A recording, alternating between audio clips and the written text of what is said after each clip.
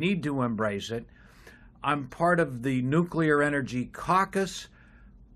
Every couple of weeks we meet. We have different players in the nuclear power field nationally come talk to us, educate us on what is happening, and it is absolutely something our state needs to embrace first and foremost.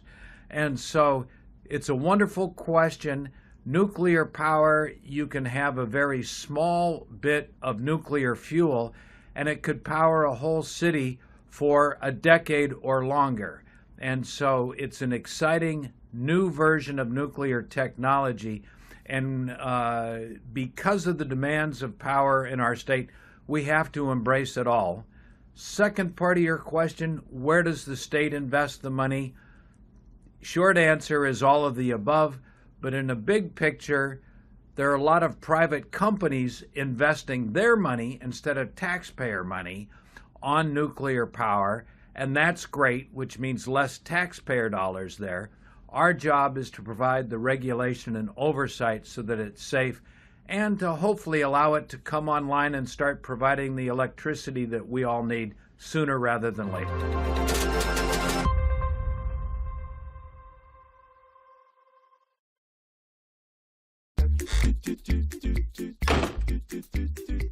Another question that comes up quite frequently is, what is a lobbyist? I'm a lobbyist, but what does that mean? What do they do? Well, there's probably as many ways to lobby as there are lobbyists, but generally it's a private citizen with an interest in a particular topic and an expertise in the legislative process. As I've explained, the legislative process can be complicated. And even if you don't think it's complicated, it can take a very long time to pass a bill. Not just the 105 days or the 60 days. The committee hearings, all of that can take a long time. It's not uncommon for certain hearings to start at 8 in the morning and go till 10 at night, depending what the time of the year is. It can take a very long time.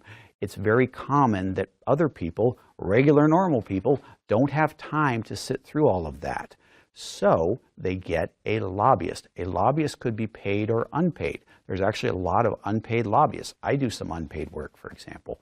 And what you do is you essentially serve as the voice, the tour guide, if you will, for your client.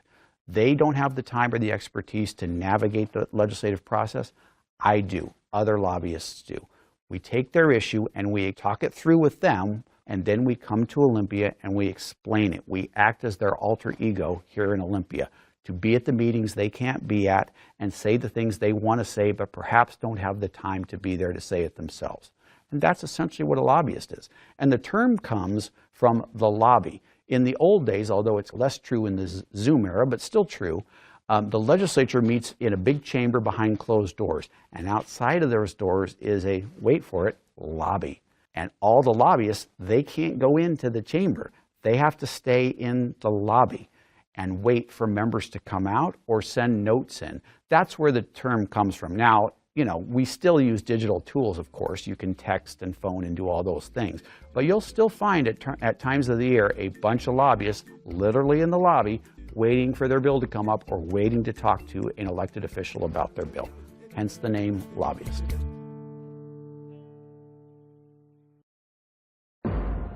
Now airing on Washington to Washington. I'm a big believer in tariffs. I think tariffs are the most beautiful word. The impact of tariffs on Washington state. From the ports. I would say it's almost immediate. Whenever anything happens with the economy, I feel like we see it first. Based on trends we're seeing through the end of the year, we're likely going to be significantly below where we were in 2025. To how farmers are coping. There was a little bit of a wait and see. You know, let's see how this happens. In business, you're always concerned about changes and uncertainty. And what state officials from both parties are saying. If the tariffs raise the cost of goods and services, well, guess what? Taxes also raise the cost of goods and services.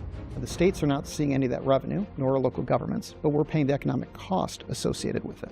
Also, how one Washington state company is dealing with tariffs. Taxation by tariffs is probably one of the most economically destructive taxes I can imagine. And the debate over whether Trump's policies are good for the country. Tariffs can be and have been important tools for promoting industrial development, but there's a right way and a wrong way to use them. the coalition does support a 10% universal baseline tariff across the entire economy. From the capital of Washington State to the capital of the United States. Watch anytime at tvw.org.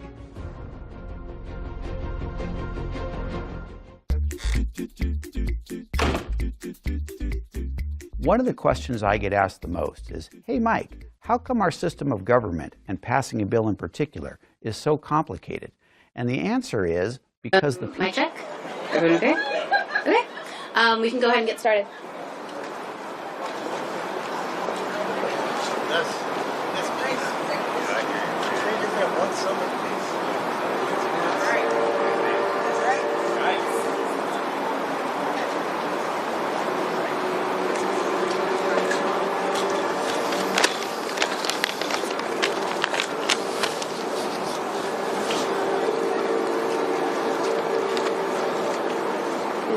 Who's going to tell me when to start?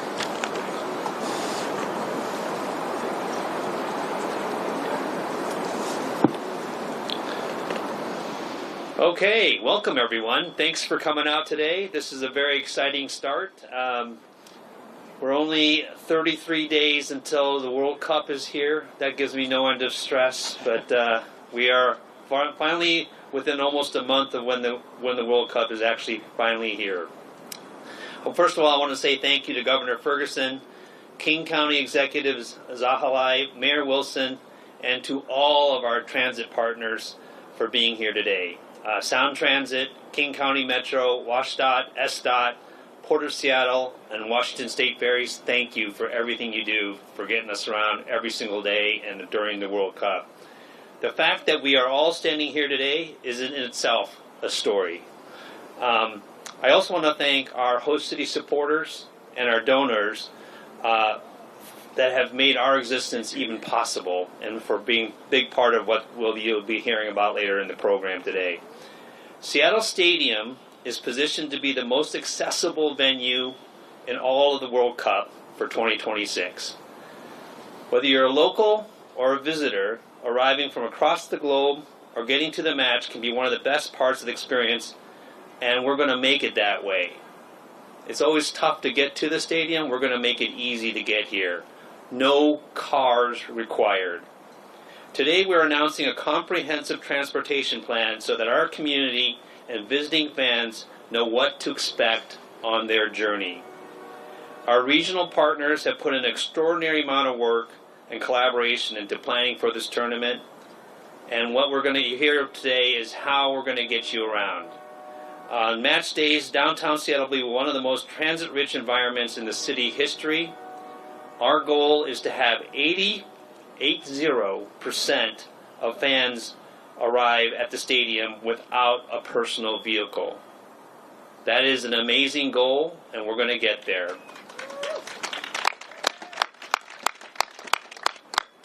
I do want to say, and I hope this gets reported over and over again because you're going to hear it from me for the next 33 days, but the World Cup is not just a match to go watch.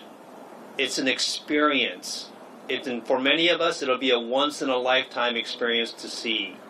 So the reason why I stress this point is that you should come here to the stadium if you got a ticket way before you normally would come to a Seahawk match or way before you come to a Sounder match. Come here early, stay here late, soak it all in for everything it's worth, because it's going to be something that you will all remember for the rest of your life. I will tell you this, and I'll leave it to our partners to share specifics about what's going to happen, but the bottom line is this: plan ahead and take transit.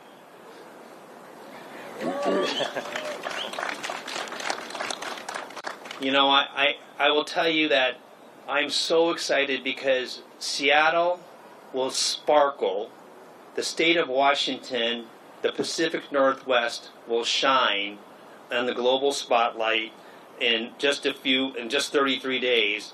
We are very, very focused on showcasing the best of Washington to the world.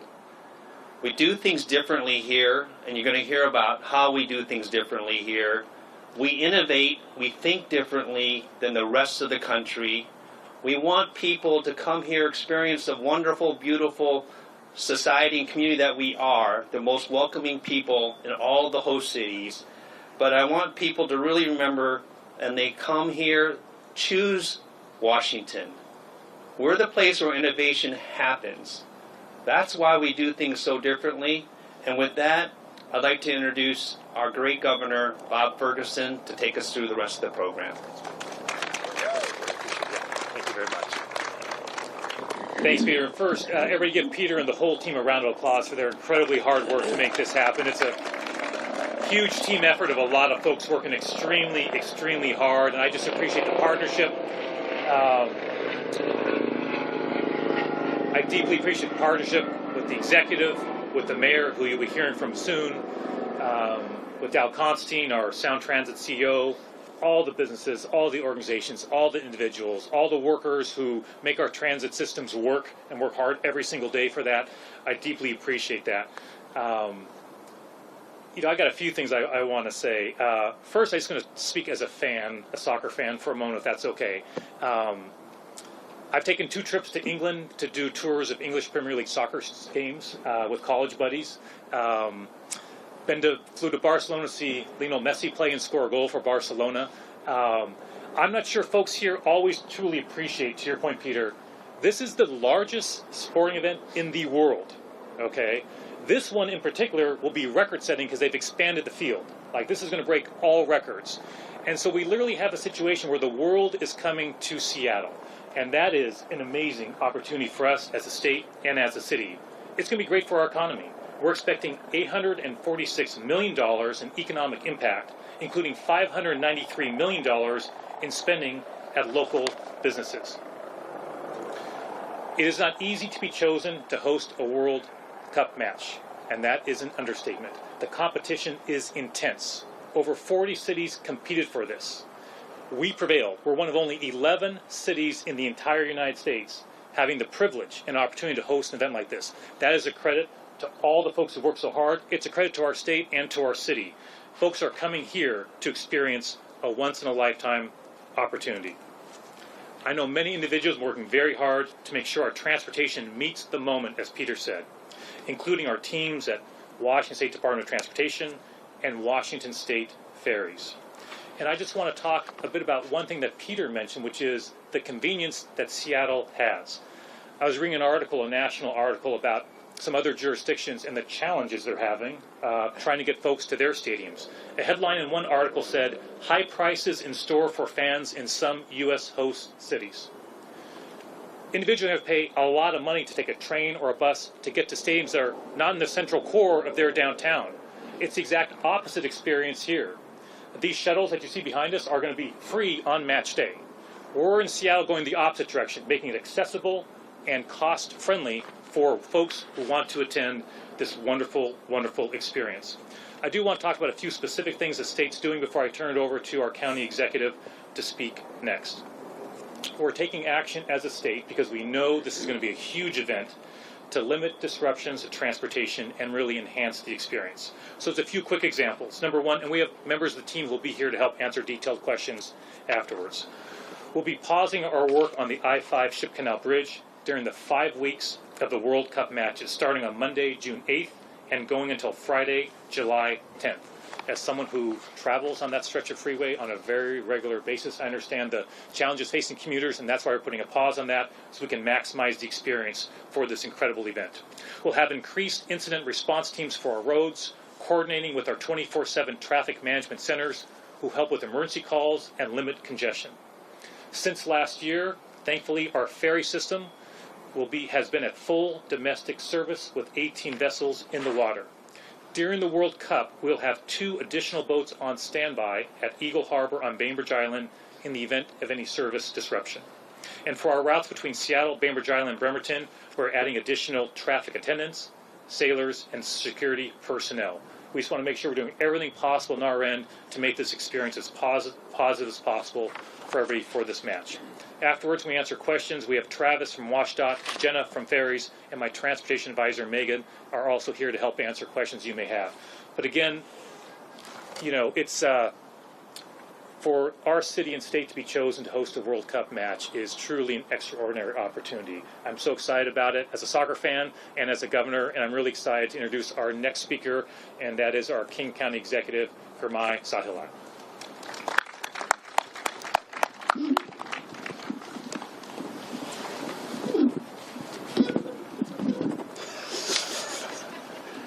Can somebody help me with this guy? I tried, Girmay. Okay, I guess we'll just leave it like that. Thank you so much. Thank you, Governor. It is truly an honor to be able to host the FIFA World Cup in Seattle. This is going to be such a special moment for this entire region, this state, this city.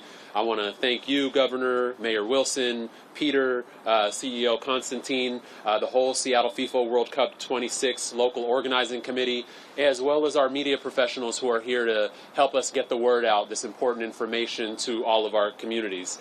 Welcoming hundreds of thousands of visitors and keeping our community moving will take real coordination, and I'm proud to stand here with all of our partners. Our region has been building a transit system that is ready for this moment. When people keep mentioning transit, that gets King County activated. Am I right, team?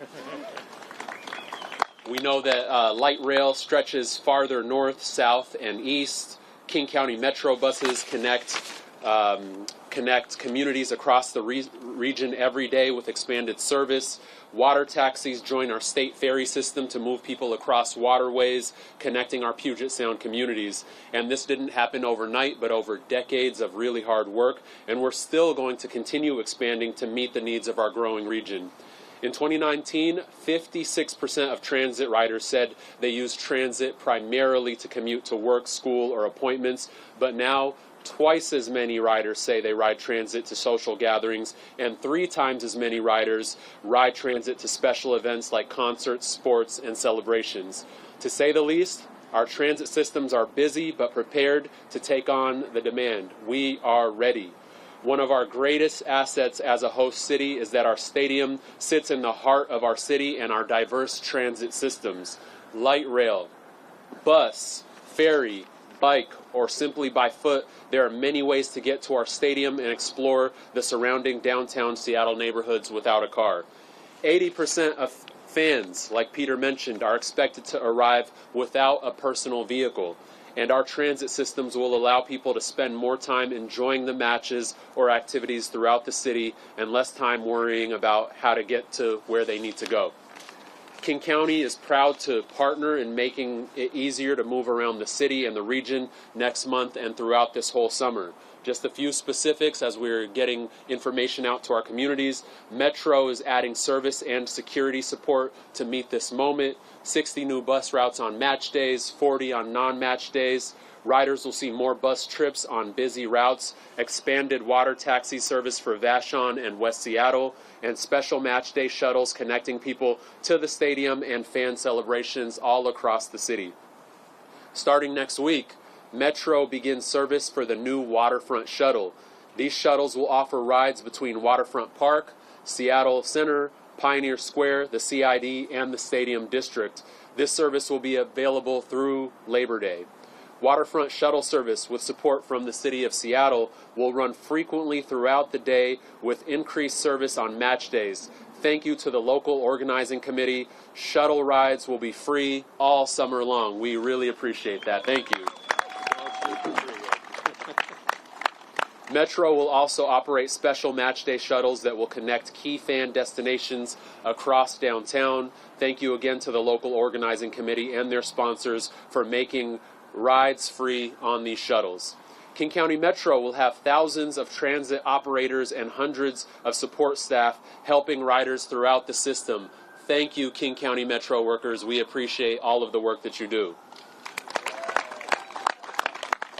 Customer support teams will also be out in the field helping riders navigate buses, light rail, and water taxis as people move around the city. We also made it easier, more easy than ever, to ride transit, including all-door boarding, and as we know, simple tap to pay is now a feature of King County Metro. Yes.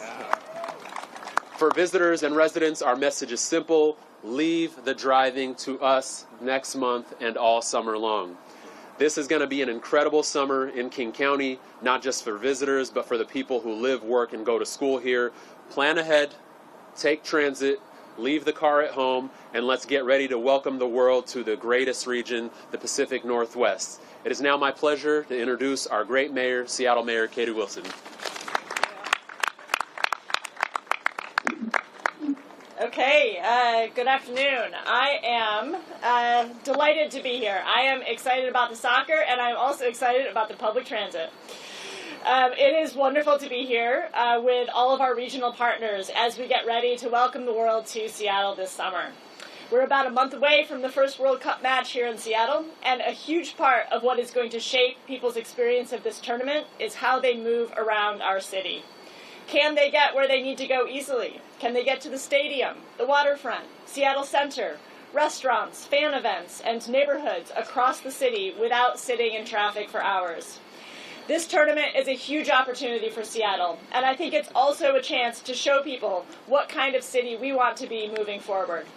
A city where transit is easy to use, where walking and biking feel safe and connected, where you can move between neighborhoods without needing to drive everywhere, where public transportation is not a backup plan, but the first choice because it is the easiest option. That matters to me personally, and I think this summer gives us a chance to show what's possible when the whole regional transportation system is working together, because we are not preparing for this alone. King County Metro, as we've heard, is expanding service and launching matchday and waterfront shuttles. Sound Transit is increasing link light rail service.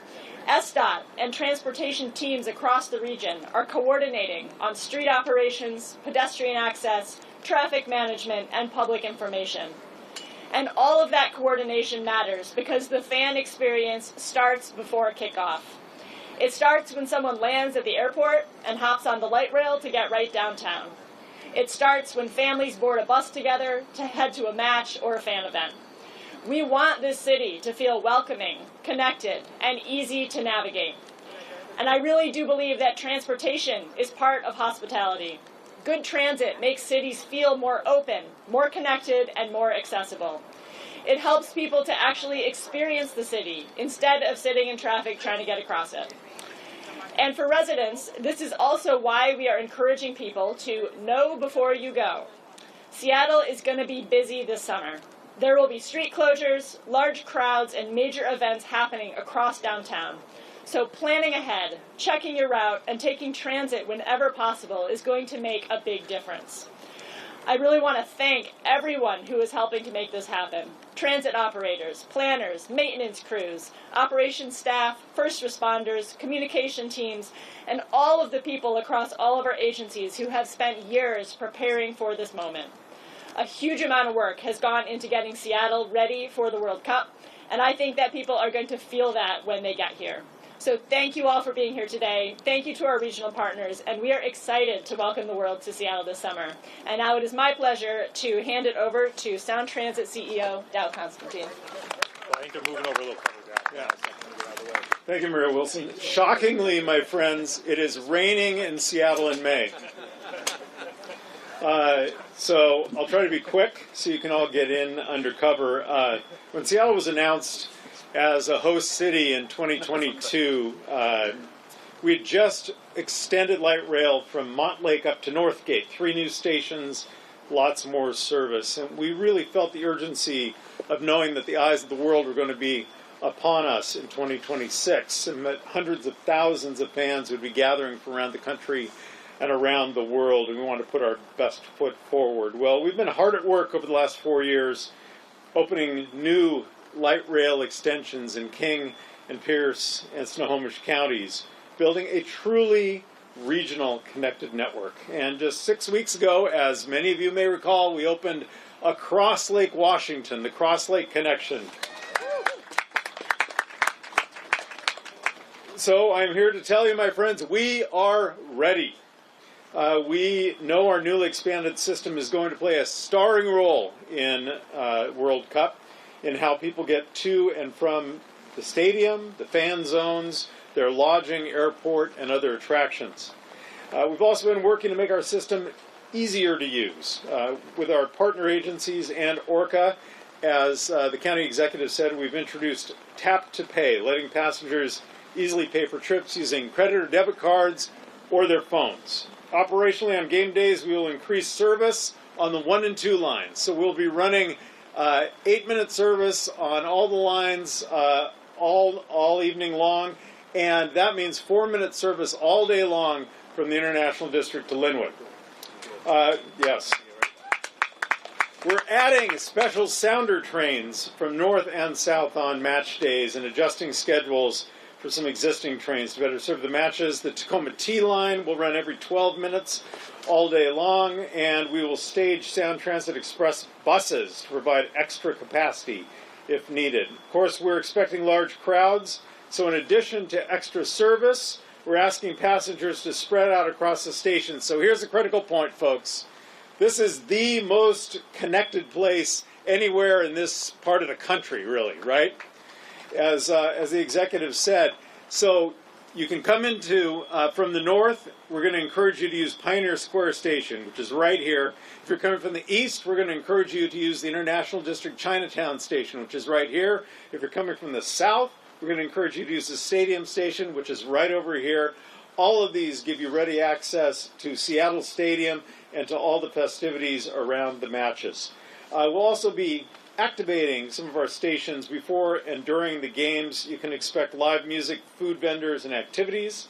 So you've just heard how in opening all of these lines, we're really delivering on our vision to transform the map of Central Puget Sound, but the other part of our vision is connecting people to opportunity. And that's what we're going to be doing here, connecting people to the opportunity for a once-in-a-lifetime soccer experience. And I'm proud to say that for the first time in our agency's history, we're working with our regional partners to activate as an agency to commemorate Juneteenth.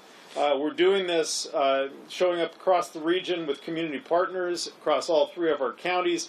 These events are designed to uplift communities and to share this important holiday, this very specifically American remembrance and commemoration with visitors from around the world. So we have delivered a world-class system, and now it is time to welcome the world aboard. Thank you so much. Now, we're going to have a quick photograph with these folks, if they can get out in the rain for one more second, and then there'll be questions and answers, okay? Can we move this up? Can I have you guys here? Can you guys hold this? Robert, just grab that corner. I got the what's in front of the podium? Yeah, so watch out. Whoa. Yeah. There you go. Can somebody hold this side? Mayor Wilson. Yep. And you guys can step forward. Yep. Good. Yeah, there we go. All right. Definitely happy to stand here for a second. We're here back. Robert, next time we'll just grab push up right here. Yeah. Pick up all the way.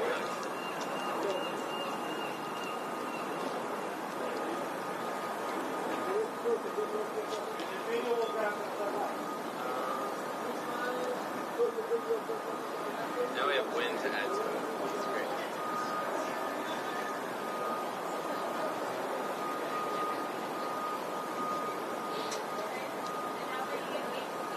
Okay.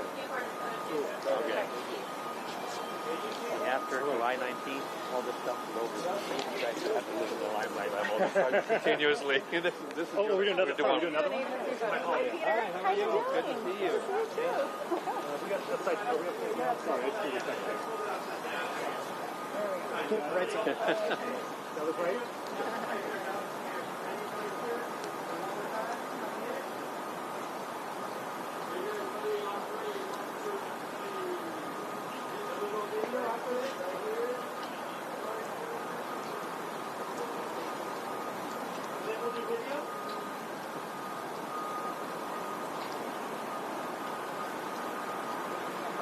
Yeah.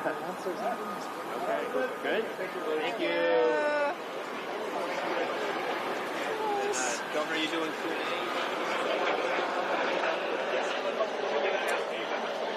Okay, so now we will have Q&A. We have Angela Brady, Director of SDOT, Michelle Allison, General Manager of King County Metro, Brian Calkins, President of Seattle Port Commission, Jenny Forty, Senior Director of External Affairs, Washington State Ferries, and Travis Phelps, Director of Mobility Division at Washington State Department of Transportation.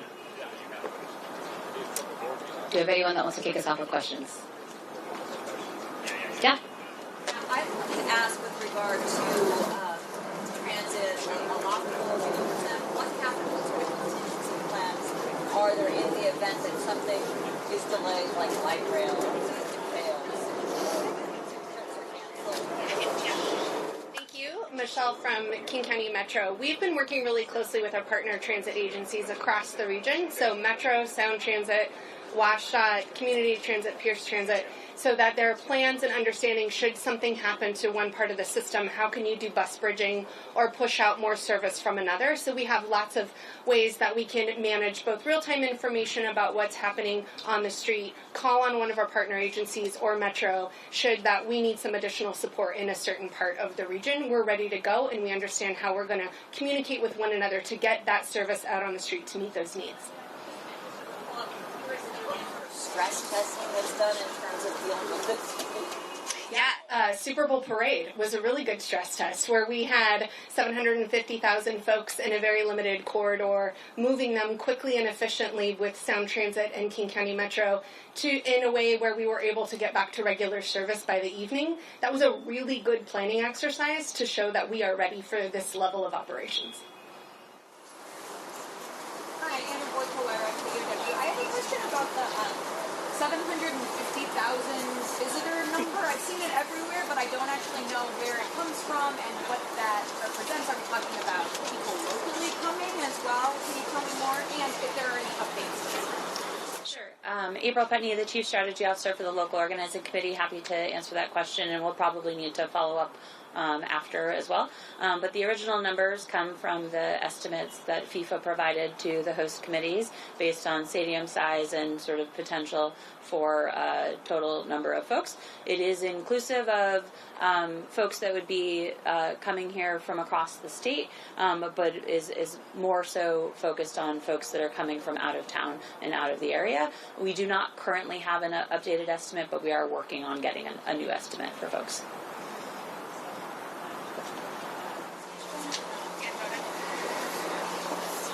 Governor mentioned a story from CBS about costs across the country. I just read that. The reason that they're concerned is they say that the cost is going to fall on them, like $50 million out of Jersey. For us to do free transportation, how much would that cost the taxpayers? Thanks for that question. And we are actually able to provide our free shuttle service through partnerships with business agencies, both the local organizing committee and also local businesses. And so we are receiving some revenue to offset what those costs would be to provide that service to the public. And so from a fair revenue perspective, we have some support so that it is not free for the system, but free for the user.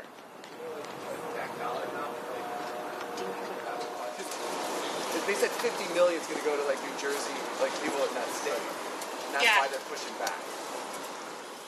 Yeah, thank you so much for the question. I think we would defer to folks in other cities to answer the questions about what's happening and the costs that they're looking at. As Michelle said, the shuttle service that Metro will be providing that's free here for all riders is offset through business partnerships, not through taxpayer funds. I talked to Pioneer Square Restaurant about how they're expecting some street closures. Can you talk about the communication you're having with businesses and what they should expect? Sure. Yeah, the City of Seattle is partnered, obviously, with King County and with Sound Transit on all of the issues we talked about today. The city is also closing streets in and around Pioneer Square, and we are currently working through communications and making sure that everybody knows, all the businesses and all of the property owners know exactly what to expect on game days.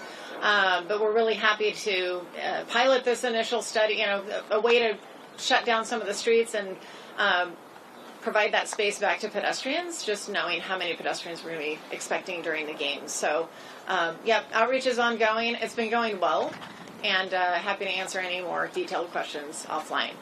Follow-up, can you explain what you want Pioneer Square to be like during these games for fans? We want it to be robust. Pedestrians everywhere. Less vehicles is better, and just really excited to host these games, and we want to make Pioneer Square a really great experience for all of the visitors here, and also while also acknowledging some of the property owners and the business needs there. It's going to be a really exciting time for the businesses in that neighborhood, so looking forward to encouraging that.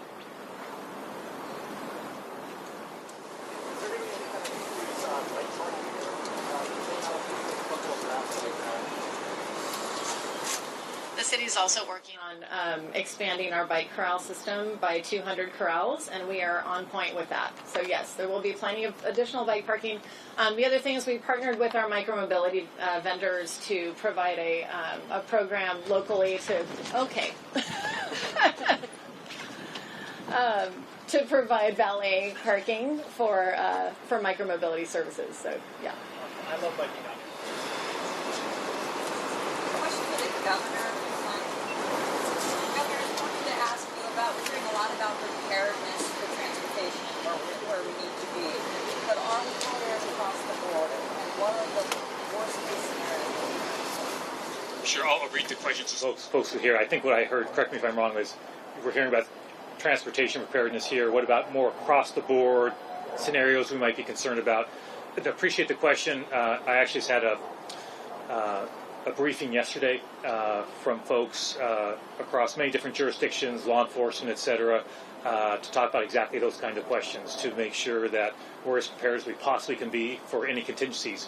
Anytime you host an event of this magnitude, a Super Bowl, a World Cup, obviously there's a lot of preparedness from a public safety standpoint and all sorts of contingencies. So what I can share is that, I ask questions like, is there anything the state can do to provide more resources to you? Do you have any resources you need that you're not getting? The answer was no. That all these partners across many different jurisdictions feel they're getting the resources they need. And that was something I really emphasized. I just want to make sure that they have everything they need to make sure they can do their job to keep everything safe. And so, obviously certain parts will be, they're experts at this, to keep a secure facility and keep things safe. But obviously we're going to and we have had regular briefings for a period of time. That will continue, and I just really emphasize with all of them how much I appreciate that partnership. They really felt it was exceptional, that partnership, the sharing of information. And obviously I said if anything comes up between now and the start of the World Cup that has them at all concerned in the slightest, in any way, that I want to be back on a call with them to talk about how we're going to handle that. So what I would just want the people of this state to know is that there's a lot of really hard-working, smart people who know what they're doing, who are all coordinating, have been for a very, very long time. We're in obviously coordination with FIFA, the federal government. I mean, the partners are across the board. I'll also mention that the partners said they felt they were getting all the assistance that they needed from the federal government as well. So we appreciate that support. And so that was the tone of the meeting. But obviously, that's continuing as we go forward. Thanks for that. Well, what keeps me awake, what I would say is, number one, that, first it's excitement for what's coming, to be honest, right? Like this is, look, you don't get to host a World Cup match, series of matches, unless you're a world-class city, full stop. That competition is intense. They don't just hand these things out to anybody. You've got to have an exceptional city, exceptional partners, exceptional team, exceptional infrastructure, exceptional transportation system, all that, and more. Number two, of course, any time, if you're a jurisdiction hosting such a major event, literally the largest sporting event in the world, of course you're concerned about pulling it off. You have hundreds of thousands of people coming here. That's wonderful, but for all the things we're hearing about, there are challenges with that, of course, right? From a public safety standpoint.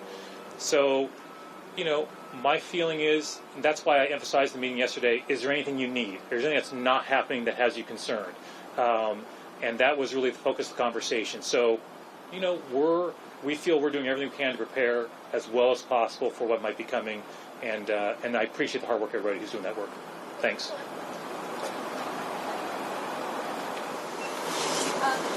Yes, next question. I have asked, yeah. I have too. But go ahead. I would like to know about, so you mentioned there are going to be increased ferry service and incident response and then increased light rail service. Can you talk about where's the money for those things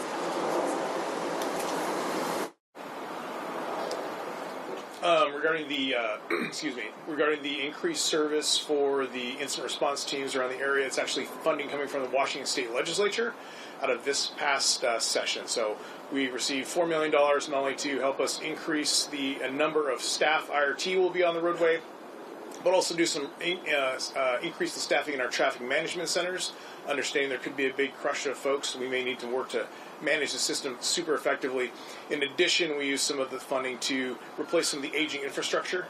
Think about wayfinding signs, both the static signs as well as the electronic message boards that you'll see over the highway. So trying to put all that together in one package.